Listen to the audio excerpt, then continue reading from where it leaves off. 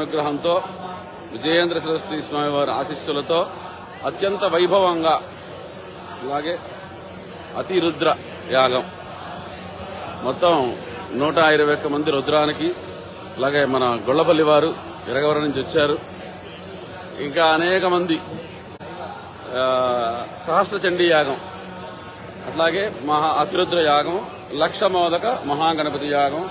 మోదకాలంటే ఇలా ఉంటాయి, రోజుకి ఇన్ని వేలు చొప్పున తయారు చేసి చక్కగా గణపతికి అందరూ దండం పెట్టుకోండి. మీ విఘ్నాలన్నీ కూడాను నివారణ అయిపోయి అందరికీ మంచి జరగాలి. ముగ్గురు స్వాముల యొక్క దివ్యానుగ్రహం ఎంత వైభవంగా జరుగుతుంది. చంద్రశేఖర భట్ గారు దగ్గర ఉంటున్నారు. యజ్ఞనారాయణ గారు విష్ణుభట్ల వారు తెనాల నుంచి వచ్చారు. వీరంతా కూడాను ఈ కార్యక్రమంలో పాల్గొన్నారు. ఇక్కడ పెద్ద యాగం పార్వతీ పరమేశ్వరులు కాశీ విశ్వేశ్వరుల దివ్య సన్నిధిలో జరుగుతూ ఉంది. మీరందరూ కూడా రాలేరు కాబట్టి అందరూ కూడా యాగం చూసి మీరందరూ తరించాలి. సేనాపతి గారు, భరణీ శాస్త్రి గారు, అనేక మంది మహా విద్వాంసులు, మంచి మంచి ఉపాసకులు, అమ్మ సహస్ర చండీ, అలాగే మన కార్తికేయ గారి ఆధ్వర్యం కూడా నడుస్తుంది. ఇక్కడ ఇదంతా కూడా చండీ సంబంధించిన గణం, సహస్ర చండీ. అందరూ చక్కగా చూసి దండం పెట్టుకొని తరించండి. ఇటువంటి యాగాలు మనం చూడలేం. మన దెందుకూరి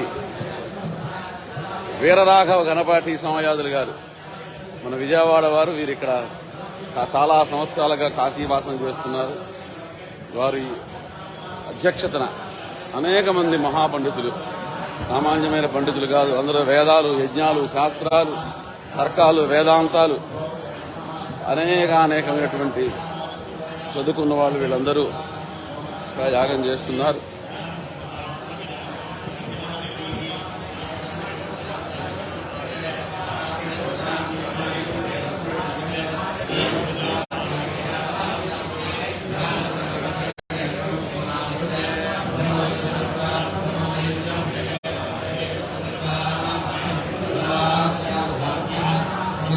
అంతా మన వేదభవనం శ్రీరామ గణపాటి గారి ఒక గణానికి అధ్యక్షులు.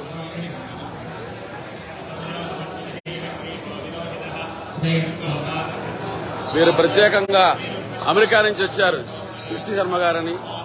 వైజాగ్ నుంచి వచ్చారు గంగాధరం గారు, దెందుకూరి నారాయణ శాస్త్రి గారు. ఇలా అనేక మంది పండితులు ఈ యాగంలో ఉన్నారు.